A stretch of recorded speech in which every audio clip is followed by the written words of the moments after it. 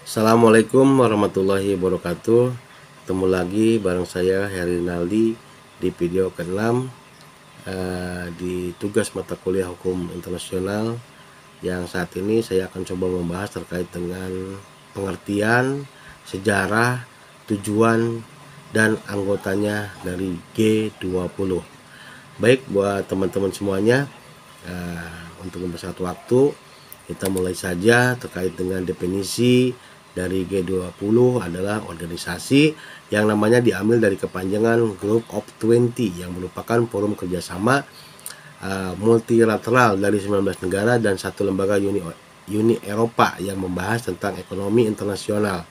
Kata G20 sendiri diambil dari representasi 60% populasi manusia di bumi, 75% perdagangan global, dan 80% produk domestik bruto dunia.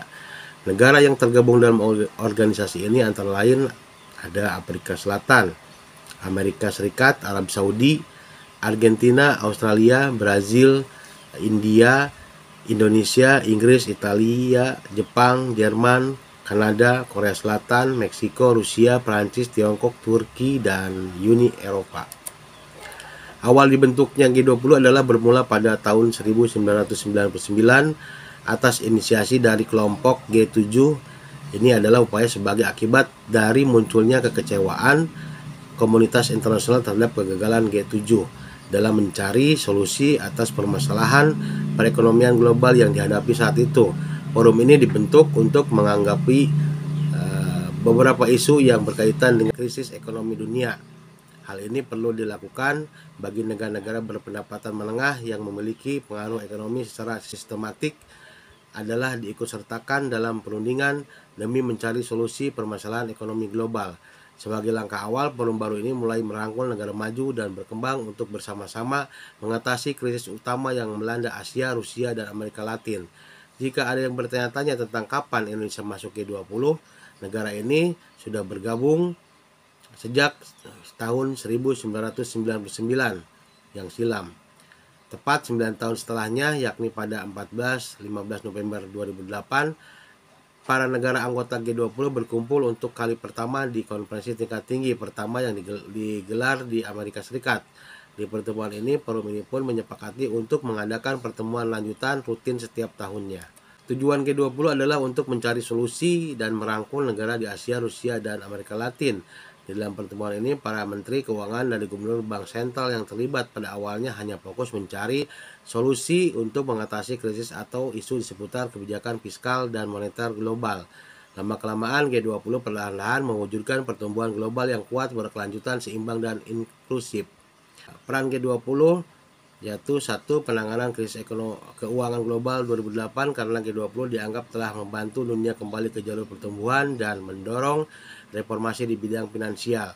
Dua, kebijakan pajak yang telah memacu OECD atau Organization for Economic Cooperation and Development atau Organisasi Kerjasama dan Pembangunan Ekonomi untuk mendorong pertukaran informasi terkait pajak untuk mengakhiri penghindaran pajak. Tiga, kontribusi dalam penanganan pandemi COVID-19 yang mencakup satu, penanggulangan pembayaran utang luar negeri dari negara berpenghasilan rendah. Dua, injeksi penanganan COVID-19. Tiga, penurunan atau penghapusan biaya dan pajak impor. Empat, pengurangan biaya untuk vaksin, hand sanitizer, diinspektan, alat medis, dan obat-obatan. Peran keempat yaitu isu lain yang mencakup perihal perdagangan, iklim, dan pembangunan. Berkaitan erat dengan tujuannya, fokus yang dibahas di G20 adalah yang mencakup isu penting tentang perekonomian dunia, sebut saja tentang reformasi World Bank atau Bank Dunia, IMF atau International Monetary Fund, climate change atau perubahan iklim, hingga masalah populasi yang menjadi dampak demografis di dunia. Ketua G20 adalah tidak tetap ya. Sistem kepemimpinannya adalah dipegang oleh salah satu negara-negara untuk menjalankan fungsi presidensi. Secara singkat, presidensi G20 adalah momen yang tepat untuk setiap negara anggota yang ditunjuk untuk menunjukkan kontribusinya dalam beberapa perhelatan rutin setiap tahunnya. Indonesia juga punya kemungkinan besar ditunjuk untuk menjadi presidensial di tahun tertentu. Manfaat G20 untuk Indonesia, secara garis besar manfaat G20 Indonesia adalah mendongkrak kesepakatan negara supaya upaya kolektif dunia terwujudkan melalui kebijakan yang dapat mempercepat pemulihan ekonomi global secara inklusif, didukung penuh oleh banyak kementerian yang ada di dalam negeri, termasuk Kementerian Keuangan. Keanggotaan Indonesia di forum ini bisa memberikan informasi dan pengetahuan tentang perkembangan ekonomi global lebih awal. Setelah itu, bisa dilakukan perhitungan potensi risiko yang dihadapi demi mendukung kebijakan ekonomi yang diterapkan negara maju lainnya. Setelah menyiapkan kebijakan ekonomi yang tepat, Indonesia juga diharapkan dapat memperjuangkan kepentingan nasional dengan mendapatkan dukungan internasional lewat forum ini. Nama dan prestasi yang diukir oleh Indonesia juga bisa semakin dikenal dan diakui oleh berbagai organisasi dan forum internasional lainnya. Presidensi G20 2022 adalah Indonesia, yang resmi menjadikan Indonesia sebagai ketua selama 1 tahun. Setelah terima presidensi dari Italia selaku presidensi G20 2021 secara resmi telah diberikan kepada Indonesia pada 31 Oktober 2021 lalu di Roma, Italia.